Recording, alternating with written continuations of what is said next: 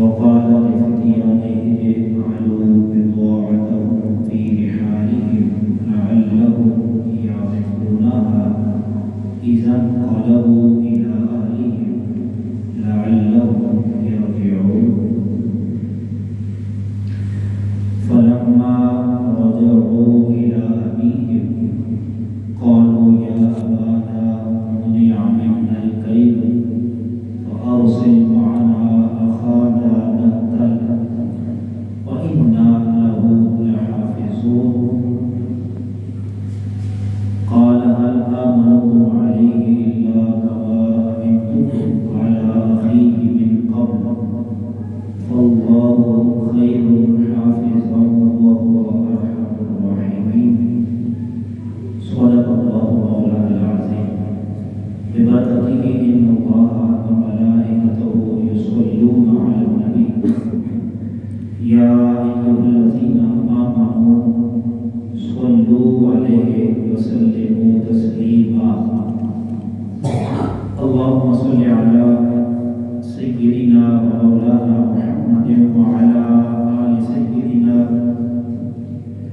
وأصحاب سيدنا وأزواج سيدنا ومولانا محمد وبارك وسلم تمام احباب بارگاہ رسالت مآب صلی اللہ علیہ وسلم میں انبیاء قدر کی بول چاپ فرمائیں الصلاۃ والسلام علیک یا سیدی یا رسول اللہ وعلی آلک واصحابک یا سیدی یا حبیب اللہ الصلاۃ والسلام علیک یا سیدی یا جد الحسن والحسین وعلی آلک واصحابک یا سیدی یا رحمت للعالمین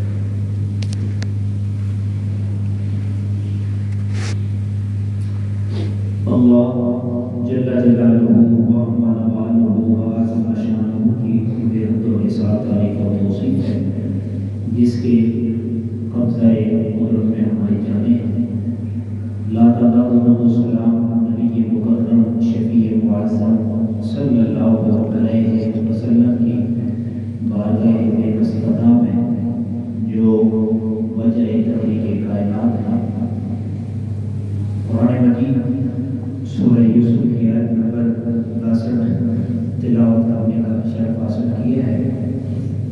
اسی آیت کے ضمن میں چند باتیں آپ کے گوش گزار کرنا چاہوں گا۔ جیسا کہ آپ اس سے قبل بھی سورہ یوسف کی تفسیر کے حوالے سے گفتگو سماعت فرما رہے تھے، آج نئے سبق کے ساتھ جو ہمیں یوسف علیہ السلام کے کردار سے میسر آیا ہے، اور یقیناً یہ سبق بھی ہماری زندگی کا حصہ ہونا چاہیے، اور اس کی جو برکات ہیں، اس کی جو فضائل ہیں، اس کا جو فائدہ ہے وہ بھی آج ماشاءاللہ سماعت کریں گے۔ گفتگو کا آخری جو حصہ تھا وہ یہ تھا کہ جناب یوسف علیہ السلام کے بھائی آپ کے محل میں جب آتے ہیں تو وہاں سے غلہ لے کر جاتے ہیں، ایک اونٹ یوسف علیہ السلام کی طرف سے بھائیوں کو تحفہ۔ اور یہ بات بھی بڑی تعجب خیز ہے کہ یوسف علیہ السلام کے بھائیوں نے آپ کو پہچانا نہیں تھا، اور پیغمبر یوسف علیہ السلام نے خود جان لیا تھا، پہچان لیا تھا، اس شرط پر واپس لوٹا دیا کہ اب تم جاؤ یہ غلہ لے جاؤ، اور اپنے ملازمین سے ایک خاص بات ارشاد فرمائی جو کہ اتنی دلچسپ تھی کہ قرآن میں اس کا باقاعدہ ذکر ہے۔ جب سارا غلہ سوار کر دیا گیا، اونٹوں پر سواریاں تیار ہو گئی، تو یوسف علیہ السلام نے اپنے غلاموں سے فرمایا وقال لفتيانه اجعلوا بضاعتهم في رحالهم لعلهم يعرفونها اذا انقلبوا الى اهلهم لعلهم يرجعون۔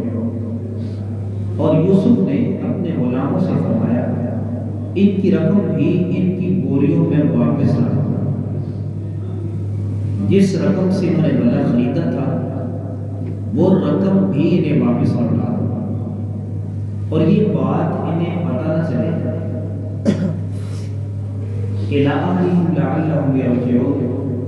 تاکہ جب یہ اپنے گھر واپس لوٹ کر جائیں اسے پہچان لیں، تاکہ یہ واپس آئیں۔ یہ جو غلے کے ساتھ رقم رکھوائی لعلہم یرجعون کے لیے رکھوائی، یہ متاثر ہو جائیں گے کہ بادشاہ وقت نے غلہ بھی دے دیا اور ہماری جو جینون رقم تھی جو ہم نے غلے کی صورت میں دی تھی، غلے کے لیے دی تھی، وہ بھی واپس لوٹا دی۔ وہ لے کر سارے بھائی پلٹ کر جب کنعان پہنچتے ہیں جناب یعقوب علیہ السلام کے پاس، تو وہاں پر جا کر یوسف علیہ السلام کے بارے میں انہوں نے بتایا کہ بادشاہ وقت نے ہمارے ساتھ بڑا تعاون کیا ہے، ہماری اچھی مہمان نوازی کی ہے، ہمارے لیے کھانے پینے کا بندوبست کیا ہے، رہائش کا اچھا بندوبست کیا ہے، مہمان نوازی کی انتہا کر دی ہے۔ جناب یعقوب علیہ السلام کو کہنے لگے کہ بادشاہ وقت نے ہم سے ایک مطالبہ کیا ہے۔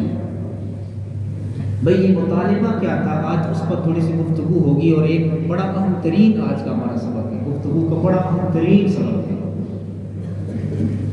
میں سمجھتا ہوں کہ پوری سورہ یوسف میں اس سبق کی اپنی ایک اہمیت ہے، اس کو آج ہم سنیں بھی گے اور انشاءاللہ اس پر عمل کرنے کی کوشش کریں گے۔ بہت سارے لوگوں کا یہ توقع ہوتا ہے، یہ جو ہے وہ کمزور ہوتا ہے، لیکن دیکھیں کہ جب اللہ جل وعلا کسی بندے سے محبت کرتا ہے اور جب کسی کو بچانا چاہتا ہے تو پھر کائنات کا کوئی شخص بھی اس بندے کو نقصان نہیں پہنچا سکتا۔ اللہ کا وعدہ ہے کہ اس کی زندگی کی ضمانت یا حفاظت کرنے والا میں ہوں، اگر میں اسے مارنا نہیں چاہتا تو کون اسے مارنا چاہے گا؟ تو یہ آج کا ہمارا آخری عنوان ہوگا اور بڑا دلچسپ ہے، اور یہ آج کا جو سبق ہے یہ جناب یعقوب علیہ السلام کی طرف سے ہے، ان کا ایک تحفہ امت رسول صلی اللہ علیہ وسلم کے لیے ہے۔ ویسے تو ہم اسباب جو سن رہے تھے وہ یوسف علیہ السلام کے متعلق تھے، یعقوب علیہ السلام چونکہ ان کے والد گرامی ہیں، اور اعزاز یعقوب علیہ السلام کو بھی ملا تھا کہ بیٹا بھی نبی ہے، خود بھی نبی ہے، اور باپ دادا بھی نبی ہے،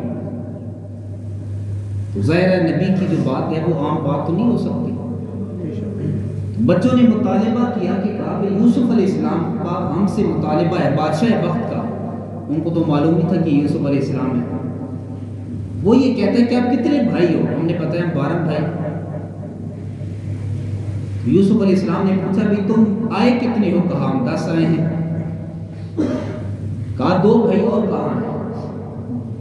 انہوں نے کہا ایک ہمارا بھائی بچپن میں ہی جنگل میں کہیں کنویں میں گر کر مر گیا ہے، نام و نشان اس کا نہیں ہے، اور ایک ہمارا بھائی جو ہے وہ چھوٹا ہے، وہ والد گرامی کے پاس ہے، اسے والد صاحب آنے نہیں دیتے، باقی ہم 10 بھائی ہیں۔ یوسف علیہ السلام نے مسکرا کر کہا کہ بھائی اب تو آج آئے ہو غلہ لے جاؤ، تمہاری مہمان نوازی میں نے کی ہے، اب نیکسٹ جب تم غلہ لینے آؤ گے تو چھوٹے بھائی کو ضرور لے کے آنا ہے۔ یہ مطالبہ تھا یوسف علیہ السلام، اور انہوں نے یہ نہیں کہا کہ ہم لے کر آئیں گے، انہوں نے کہا کہ ہم والد گرامی سے مشورہ کریں گے، بات کریں گے، انہوں نے اجازت دے دی تو ہم لے آئیں گے۔ وہ واپس پلٹ کر آئے، انہوں نے ساری کہانی اپنے والد صاحب کو سنائی یعقوب علیہ السلام کو، تو یعقوب علیہ السلام نے جب انہوں نے کہا کہ ہم نے بنیامین چھوٹا جو بھائی تھا، بادشاہ وقت نے اسے ساتھ لانے کا مطالبہ کیا ہے، اگر تم لے کر نہ آئے تو پھر تمہاری امداد بھی نہیں ہوگی، تمہیں غلہ نہیں ملے گا۔ جیسے میں نے تمہیں ایک اونٹ دیا ہے پورا سامان کا غلے کا، اگر تم چھوٹے بھائی کو لے کر آؤ گے تو میں اسے بھی ایک اونٹ ایسے ہی دوں گا، جیسے تمہاری خدمت کی ہے ایسے اس کی بھی خدمت کرو۔ لالچ میں تھے وہ کہتے کہ چلو ہمیں بھی ملا ہے تو چلو بھائی کو بھی مل جائے گا تو ہمارے گھر کا سرکٹ اچھا ہو جائے گا۔ انہوں نے آ کر جب یوسف علیہ السلام کی یہ ساری بات اپنے والد صاحب کو سنائی تو والد صاحب نے جو بات کی وہ یہ تھی کہ فلما رجعوا الی ابیہم قالوا یا ابانا منع منا الکیل فارسل معنا اخانا نقتل وانا له لحافظون۔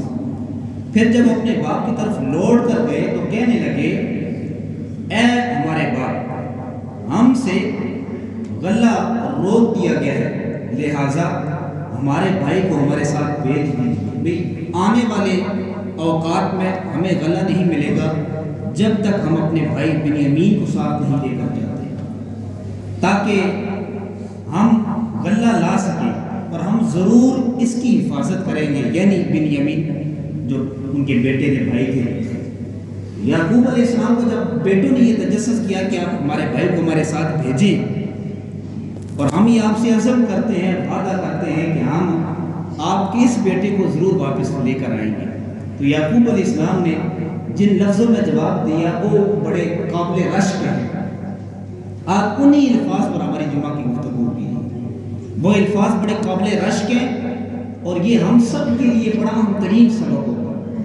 یعقوب علیہ السلام نے کہا قال هل آمنکم علیہ الا کما امنتکم علی اخیہ من قبل، آپ نے فرمایا کیا اس کے بارے میں تم پر ویسا ہی اعتبار کر لوں جیسا پہلے اس کے بھائی کے بارے میں کیا تھا تم پر، کہ تم مجھ سے یوسف کو بھی تو ایسے لے کر گئے تھے اور تم نے کہا تھا کہ ہم اپنے بھائی کا خیال رکھیں گے، اس کی دیکھ بھال کریں گے، اس کو باحفاظت واپس لوٹا کر لائیں گے۔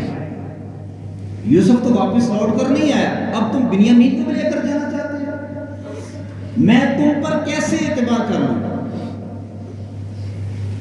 اب وہ پریشان ہو گئے کہ کیا کیا جائے۔ بعض روایات میں آتا ہے کہ ان بھائیوں نے اپنے والد گرامی سے کہا کہ ہم اللہ کے آخری نبی جو آنے والے ہیں، جن کا نام جناب محمد رسول اللہ صلی اللہ علیہ وسلم ہے، ان کا واسطہ وسیلہ ڈال کر کہہ رہے ہیں کہ ہمیں آپ بنیامین دے دیں، ہم ان کے وسیلے سے آپ سے لے رہے ہیں اور انہی کے وسیلے سے آپ کو لوٹا کر واپس دیں گے۔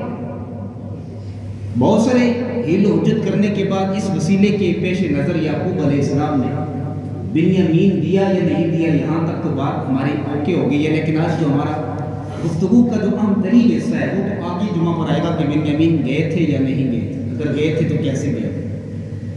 انہوں نے کہا تھا کہ فَإِنَّ لَهُ لَحَافِظُونَ، کہ ہم اس کی حفاظت کریں گے، ہم لے کر جائیں گے، ہم اس کے ذمہ دار ہیں۔ لیکن پیغمبر نے جو الفاظ کے فرمایا کہ فَاللَّهُ خَيْرٌ حَافِظًا، تم کہتے ہو کہ تم حفاظت کرو گے، لیکن میں کہتا ہوں کہ میرے بیٹی کی سب سے بہتر کوئی حفاظت کرنے والا ہے تو وہ اللہ کی ذات۔ یہ پیغمبر کی فکر تھی۔ تم کہتے ہو کہ تم حفاظت کرو گے، تمہاری حفاظت پر مجھے کوئی یقین نہیں، اعتبار نہیں ہے، اور مجھے فَاللَّهُ خَيْرٌ حَافِظًا، میرے رب کی حفاظت پر مجھے پورا یقین ہے کہ میرا رب میرے بیٹے کو بچائے گا اور اس کو اپنے حفظ و امان میں رکھے گا۔ دیکھیں نا، پیغمبر نے پہلے بھی یوسف علیہ السلام کو بھیجا تھا، پیچھے آیات گزری ہے کہ آپ نے اللہ کے سپرد کر کے بھیجا ہے۔ بھائیوں نے تو ختم کر دیا، نام و نشان ان کے علم میں تھا کہ ختم ہو گیا یوسف، لیکن وہ کیا جانتے تھے کہ جس بادشاہ کے محل میں جا رہے ہیں، جو ہمیں خلے سے نواز رہا ہے، جو ہماری مہمان نوازی کی انتہا کر رہا ہے، وہی تو ہمارا بھائی یوسف ہے، اسے جس نے بچایا ہے وہی بنیامین کو بچانے والا ہے۔ تو جب انسان کا عقیدہ اس درجے پر چلا جاتا ہے کہ وہ کہتا ہے کہ میرے مال، میری اولاد، میری جان، میری ساری زندگی کی ساری محنت، اس کا ذمہ، اس کی حفاظت میرے رب کے سپرد ہے، پھر وہ سکوٹی یا دیگر معاملات سے، یہ معاملات اس کے لیے کچھ نہیں ہوتے۔ اس کے ذہن میں ہوتا ہے کہ سب سے بڑی سکوٹی میرے رب کی ذات ہے۔ جب آپ نے اپنے آپ کو اپنے رب کے سپرد کر دیا ہے تو پھر تو بات ہی ختم ہو گئی ہے، پھر یہ سکوٹی کیا چیز ہے؟ آقا علیہ السلام قضاء حاجت کے لیے نا جب مدینہ شریف سے باہر تشریف لے کر جاتی، حضور کا معمول تھا کہ اپنے جو حرم مدینہ تھا اس سے دور جا کر آپ قضاء حاجت فرماتے۔ ایک دفعہ نبی اکرم صلی اللہ علیہ وسلم تشریف لے کر گئے، آپ نے قضاء حاجت فرمائی اور واپس پلٹ کر آپ نے وضو کیا۔ موزے پہنے تھے، آپ نے موزے اتارے، وضو کیا، تو جب وضو کر لیا تو ایک موزہ آپ نے پہنا اور دوسرا جو موزہ تھا وہ ایک سبز رنگ کا پرندہ آتا ہے وہ اٹھا کر لے جاتا ہے۔ آقا علیہ السلام بھی انتظار فرما رہے تھے کب وہ لوٹے، میرا وہ موزہ مجھے واپس لوٹائے تو میں پھر پلٹ کر پھر واپس آؤں۔ حدیث شریف میں آتا ہے کہ وہ تھوڑی دیر کے بعد اسی پرندے نے وہی موزہ اوپر سے نیچے پھینکا، جب نیچے پھینکتا ہے تو اس میں سے سیاہ رنگ کا، سفید رنگ کا گنجا سانپ اس موزے میں سے باہر نکلتا ہے۔ پھر حضور علیہ السلام نے یہ دعا اور یہ کلمات پڑھے تھے۔ یہ کلمات اگر آپ بھی یاد کر لیں تو یہ آپ کے لیے بہت نفع بخش ہے، اور حضور جب بھی گھر سے باہر نکلتے تھے تو یہ کلمات پڑھتے تھے، سو حضور اپنے رب کی حفاظت میں آ جاتے تھے۔ کفار نے بڑی سازش کی تھی حضور کو ختم کرنے کی، سیدنا فاروق اعظم کو تلوار لے کر نہیں دیا تھا کہ جاؤ بے ختم کر کے آواز نبی جو مسلمانوں کے نبی ان کا خاتمہ کرو۔ رب نے کہا کہ نبی کی جسم کی حفاظت کی ذمہ ہم نے لیا ہے، اب سارے مکہ کے کافر مل کر بھی آ جائے تو نبی کو کوئی ایک ذرہ برابر بھی نقصان نہیں پہنچا سکتا۔ جو سپرد خدا ہے اسے کون نقصان پہنچا سکتا ہے؟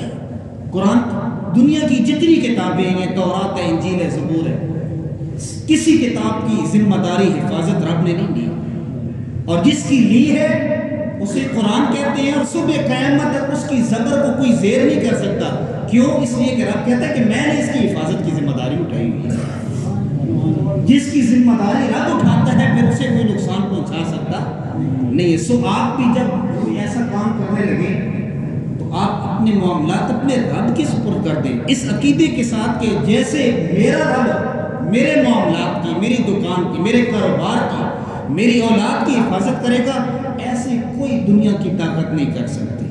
حضور نے وہ دعا کیا مانگی، فرمایا اللہم انی اعوذ بک من شر من یمشی علی بطنہ۔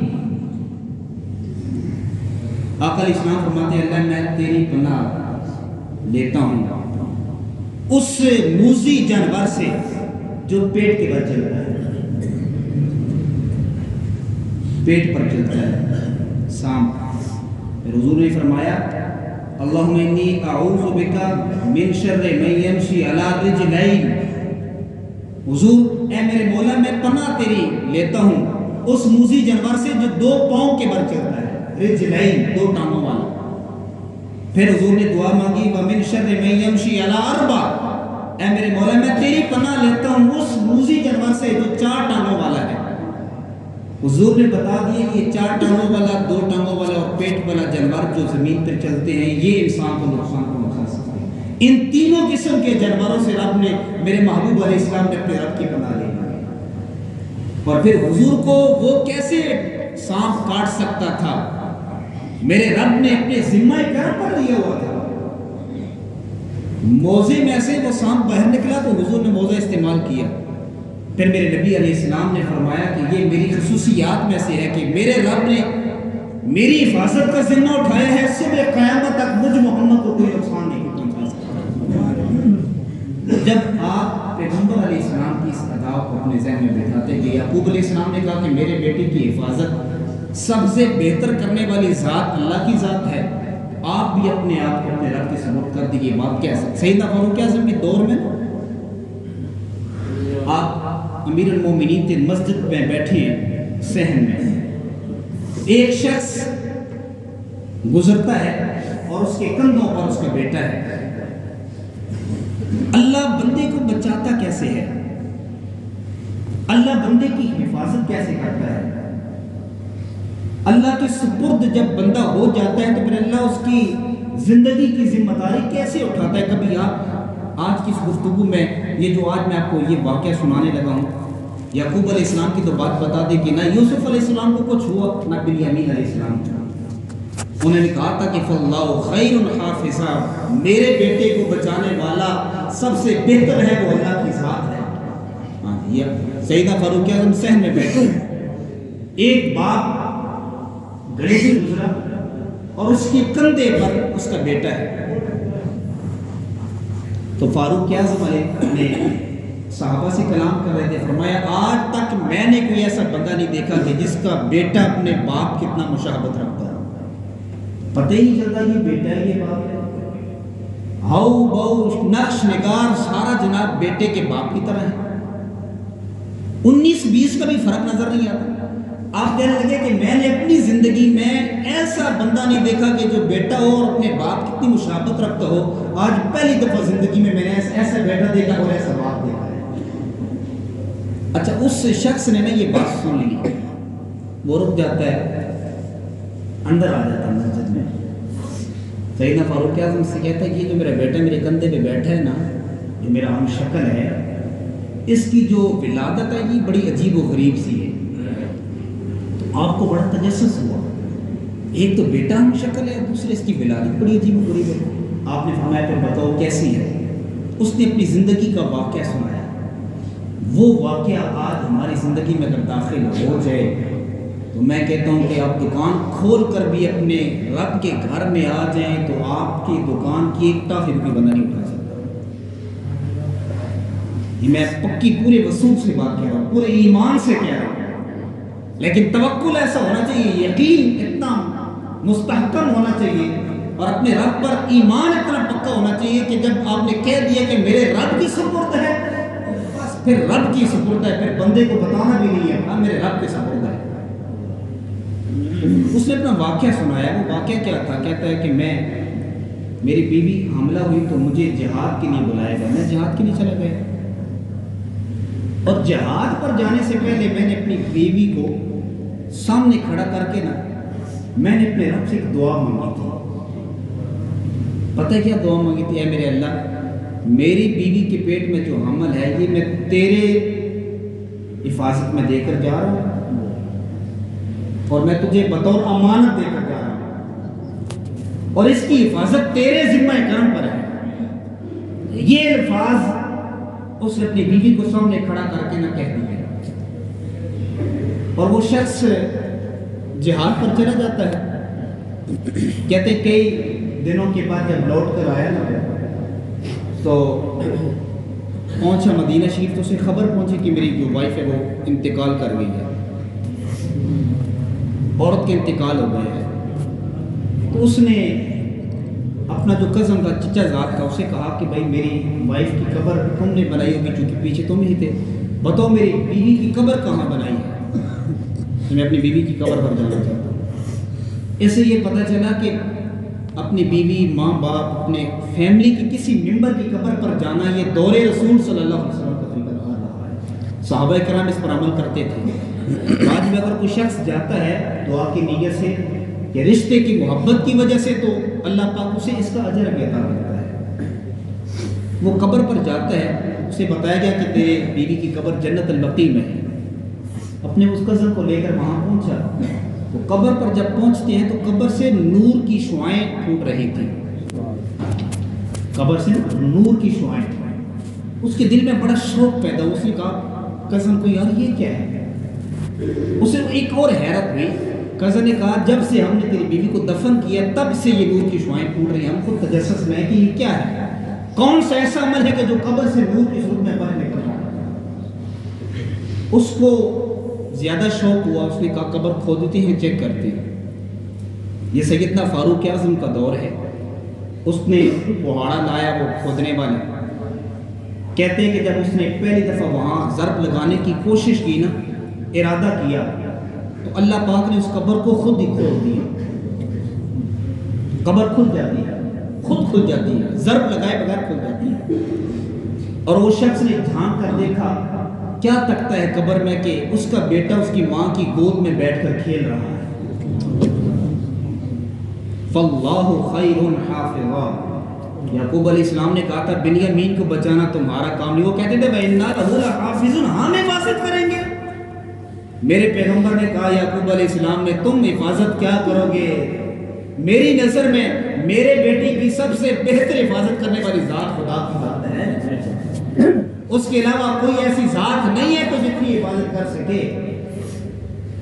اسے قبر میں دیکھا بیٹا بیٹھ کر کھیل رہا ہے، اسے اٹھایا اور اسے آواز آتی ہے اے بندہ خدا تو نے اپنی امانت رب کے سپرد کی تھی، لے اب اپنی امانت لے تو واپس چلا جائے۔ اور پھر دوسری جو آواز آتی ہے، تو نے اپنے بیٹے کو بیوی کے پیٹ میں جو حمل تھا اسے سپرد خدا کیا تھا نا، آواز آتی ہے اگر تو اپنی بیوی کو بھی رب کے سپرد کرتا ہے تو اس کو بھی واپس اللہ پاک تمہیں عطا فرما دے گا۔ جب آپ کا عقیدہ یہ بن جاتا ہے کہ میری ذات کی حفاظت، میری اولاد کی، میرے کاروبار کی، میری نسل کی، میری عزت و آبرو کی حفاظت کرنے والی ذات اس کائنات میں اللہ سے بڑی کوئی نہیں ہے، وہی حفاظت کرنے والا ہے، تو میں کہتا ہوں پھر دنیا کی کوئی طاقت آپ کو نقصان نہیں پہنچا سکتی۔ آج یہ عقیدہ بنا لیں، آج اس کو اپنی زندگی میں داخل کر لیں۔ پہلے تو اسباق سنے تھے یوسف علیہ السلام کے بارے میں، آج کا سبق حضرت یعقوب علیہ السلام جو کہ والد گرامی حضرت سیدنا یوسف علیہ السلام کے ہیں، انہوں نے ہمیں یہ سبق دیا کہ بنیامین کو بچانے کا سب سے بہترین جو ذات ہے وہ اللہ کی ذات ہے۔ یہاں تک ایک سبق ہمارا کمپلیٹ ہوا ہے۔ یعقوب علیہ السلام نے اپنے بیٹوں کو یہ کہا کہ تم میرے بیٹے کو لے جاؤ، لیکن میں تم پر اعتبار نہیں کرتا کیونکہ پہلے بھی تم میرے بیٹے کو لے کر گئے تھے اور واپس لوٹا کر تم نہیں لائے۔ جب وہ وَلَمَّا فَتَحُوا مَتَاعَهُمْ وَجَدُوا بِضَاعَتَهُمْ لے کر نکل گئے، 11 بھائی ہیں بنیامین سمیت، باپ نے ایک نصیحت کی ہے، اسے وصیت سمجھے یا نصیحت سمجھے، وہ یعقوب علیہ السلام نے اپنے 11 بیٹوں کو دی ہے۔ عموماً جب بیٹا گھر سے نکلتا ہے کسی دوسرے ملک میں جاتا ہے، شہر میں جاتا ہے، تو باپ اور ماں اپنے اپنے انداز میں بچے کو بتاتے ہیں، سمجھاتے ہیں، تربیت کرتے ہیں۔ آج بھی ہمارے خطہ پٹوار میں بلکہ ہندوستان کے پورے علاقے میں ایک یہ بھی ریت ہے کہ جب بیٹی کو بھی رخصت کیا جاتا ہے تو اسے بھی یہ بات کان میں ڈالی جاتی ہے کہ بیٹا یہاں سے ٹولی کی صورت میں جا رہی ہو، اب تم نے واپس پلٹ کر نہیں آنا جب تک ہمارا جنازہ نہ اٹھے۔ یہ تربیتی باتیں ماں باپ اپنے بچوں کے ساتھ کرتے رہتے ہیں، اور یہ طریقہ کار انبیاء علیہ السلام کا تھا۔ سارے انبیاء علیہ السلام اپنے بچوں کی ایسے تربیت کرتے تھے۔ قرآن کے 22ویں 23ویں پارے میں حضرت لقمان علیہ السلام کی کہانی بھی موجود ہے کہ وہ اپنے بچے کی تربیت کیسے، حضرت ابراہیم علیہ السلام بھی انہوں نے اپنے بچے کی تربیت کیسے کی۔ قرآن کے 3 پارے میں حضرت زکریا علیہ السلام حضرت سیدہ مریم کی تربیت کیسے کرتے ہیں۔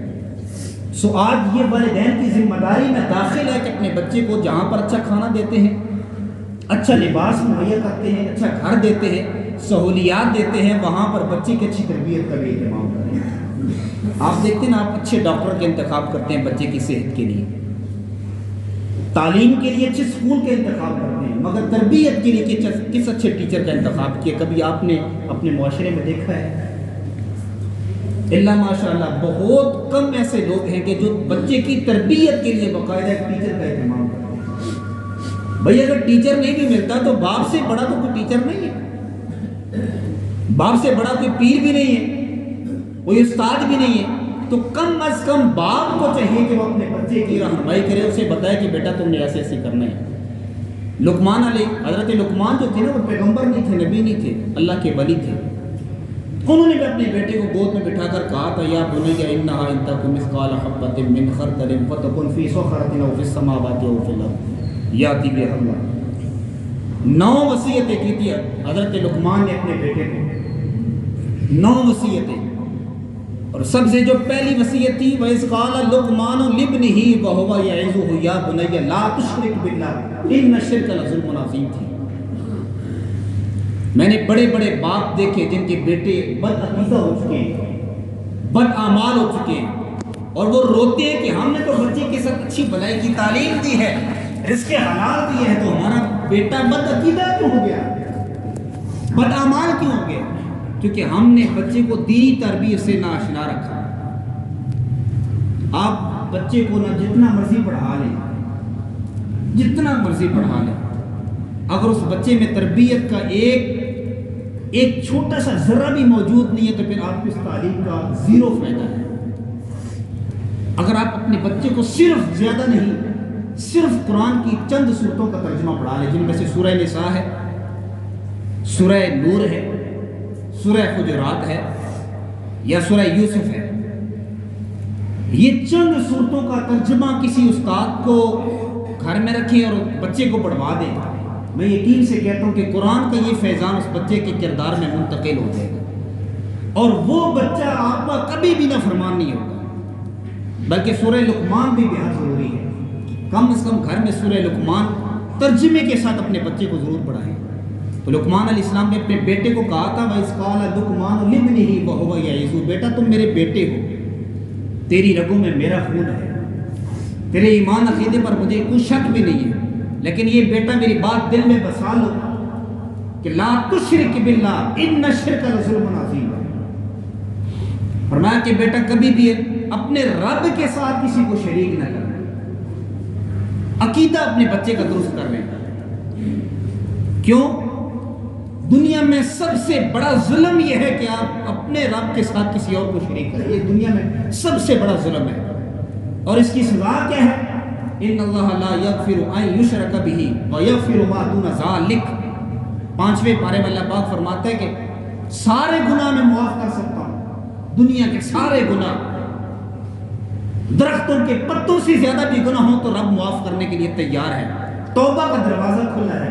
لیکن جو شرک ہے نا، شرک یہ ایسا گناہ ہے کہ اس کی کوئی توبہ، اس کی کوئی معافی نہیں۔ لا تشرک باللہ ان الشرک لظلم عظیم، کبھی میرا بیٹا شرک نہ کرنا، اپنے بیٹے کی تربیت کی۔ بلکہ میں یوں کہوں اگر سادہ لفظوں میں تو بات کچھ اور نمایاں ہو جائے گی۔ لقمان نے کہا لا تشرک باللہ، اللہ کے سوا کوئی معبود نہیں ہے، لیکن ساتھ پورا عقیدہ دے دیا کہ محمد الرسول اللہ، جیسے اللہ کے سوا کوئی معبود نہیں ہے ایسے محمد الرسول اللہ کے سوا اب اللہ کا کوئی محبوب ہی نہیں ہے۔ جب آپ کا یہ عقیدہ بن جاتا ہے، آپ کے بچے کے دل میں یہ بات بیٹھ جاتی ہے، تو مجھے بتائیں کہ وہ بچہ آپ کا نافرمان ہو سکتا ہے؟ سیم یہی نصیحت حضرت سیدنا یعقوب علیہ السلام نے اپنے 11 بیٹوں کی کی۔ ان نصیحتوں میں سے کون کون سی ہمارے زندگی میں داخل ہونی چاہیے، آنے والے جمعہ پر ہم انشاءاللہ سماعت کریں گے کہ وہ 11 بھائی جب لوٹ کر وہاں پہنچتے ہیں یا حضرت یوسف علیہ السلام کے محل میں، تو آپ نے استقبال کیسے کیا؟ یہ دیکھیں رشتے کا تقدس حضرت یوسف علیہ السلام نے ہمیں بتایا ہے۔ اگرچہ بھائیوں نے یوسف علیہ السلام کو پہچانا بھی نہیں، لیکن آپ نے پہچاننے کے بعد اظہار تو نہیں کیا کہ میں تمہارا بھائی ہوں، لیکن اپنے بھائیوں کے رشتے کے تقدس کو پامال بھی نہیں کیا کہ بھائی بھائی کا بازو ہوتا ہے۔ مہمان نوازی بھی کی، اچھا کھانا بھی دیا، اچھا بستر بھی دیا، اچھی طرح انہیں رسیو بھی کیا، اور اچھی طرح انہیں وہاں سے رخصت بھی کیا۔ یہ محسوس بھی نہیں ہونے دیا کہ میں تمہارا بھائی ہوں، اور رخصت بھی ایسے کیا، رسید بھی ایسے کیا، کھانا پینا بھی ایسے کرے، لگتے تھے کہ یہ بھائی ہے۔ تو بھائیوں کی عزت، بھائیوں کی ہیلپ کرنا، یہ جناب یوسف علیہ السلام کی سنت مبارکہ ہے۔ اگر عرصے کے بعد آپ کا بھائی آپ سے ملاقات کرتا ہے، آپ اگر انہیں بتانا بھی نہیں چاہتے تو اس کی ہیلپ کرنا بڑی اچھی بات ہے۔ کئی مقامات پر حضرت مولا علی شیر خدا رضی اللہ عنہ کے دوست تھے، وہ فوت ہو جاتے ہیں، بھائیوں والا تعلق تھا۔ فوت ہونے کے بعد نبی اکرم صلی اللہ علیہ وسلم کی بارگاہ میں ان کی جب میت لائی جاتی ہے تو حضور جنازہ پڑھانے سے پہلے پوچھتے کہ کیا میت مقروض تو نہیں ہے؟ تو آپ کو بتایا گیا کہ مقروض ہے۔ آپ نے جنازے کا انکار فرما دیا، یعنی قرض بھی ایک بہت بڑی لعنت ہے۔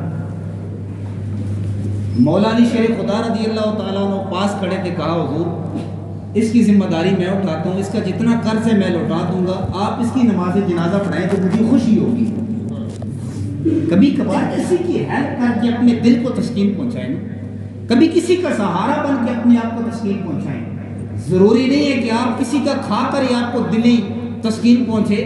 خدا کی قسم ہے، کھلانے سے، مدد کرنے سے، ہمدردی کرنے سے، احساس کرنے سے انسان کا دل اطمینان حاصل کرتا ہے، انسان کو دلی طور پہ سکون ملتا ہے، جسمانی طور پر سکون ملتا ہے، ذہنی طور پر سکون ملتا ہے۔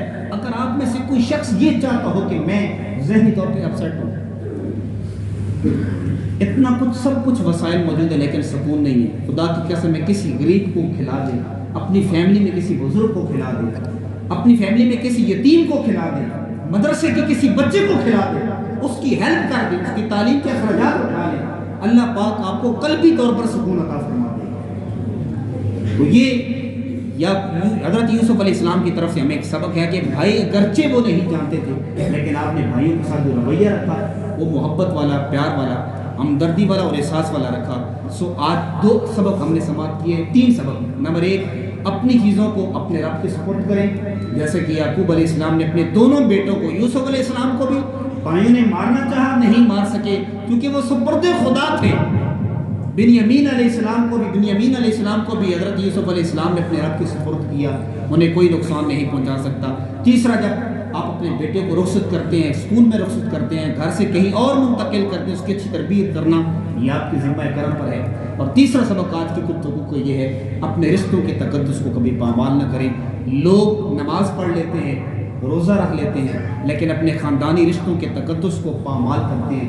حقوق اللہ کی ادائیگی میں کمی رہ جائے تو وہ معاف کرتا ہے، حقوق العباد کے معاملات میں کمی رہ جائے تو وہ معاف نہیں کرتا۔ کوئی بھی حق اگر آپ نے کسی رشتے کا بھی پامال کیا ہے تو پھر آپ کبھی بھی یہ نہ سوچیں کہ میری نماز کی وجہ سے میری بخشش ہو جائے گی، ایسا نہیں ہے۔ جب تک وہ رشتہ بارگاہ خداوندی میں حاضر ہو کر اس سے پوچھا جائے گا کہ کیا تم معاف کرتے ہو، اگر وہ معاف کرے گا تو اللہ معاف کرے گا۔ اپنے رشتوں کا تقدس ہمیشہ اسے ادا کرنے کی کوشش کریں اور اس سے محبت کا اظہار کرتے رہیں۔ امید کرتا ہوں کہ انشاءاللہ ہم ان 3 اسباب کو اپنی زندگی میں لانے کی کوشش کریں گے انشاءاللہ۔ ایک دفعہ پھر پڑھیں انشاءاللہ۔ یہ اس لیے ہوتا ہے کہ تاکہ انشاءاللہ کہنے میں نا، اگر بندہ نہ بھی کرنا چاہے تو اللہ چاہت رکھتا ہوگا تو اللہ آپ کی مدد فرما دے گا، کہیں آپ کو موقع بھی عطا فرما دے گا۔ ہاں جی، کبھی کبھار اللہ موقع دے دیتا ہے لیکن ہم وہ موقع ضائع کر دیتے ہیں۔